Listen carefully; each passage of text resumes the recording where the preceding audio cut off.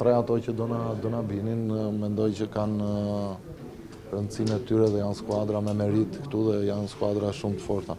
si Dinamo, si Partizani dhe Ignati. Jo, do më pëlqen të përplasesha me Ignatian, sepse kjo të jep edhe një mundësi për të parë edhe skuadrën, sepse jemi përplasur me Ignatian, por kemi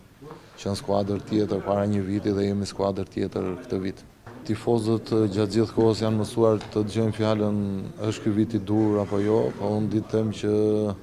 neve duhet i marrim ndeshjet një nga një dhe deri momenti që do shkojmë në atë ndeshje që presin të gjithë, ne duhet japim maksimumin në ndeshjet që kemi, pastaj duhet të flasim për momentin e dur apo jo.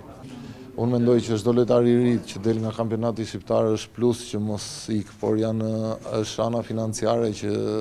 detyron shumica e klubeve që t'i lejojnë, edhe sidomos edhe për të mirën e lojtarit, sepse dihet jashtë Shqipërisë ka edhe shumë gjëra tjera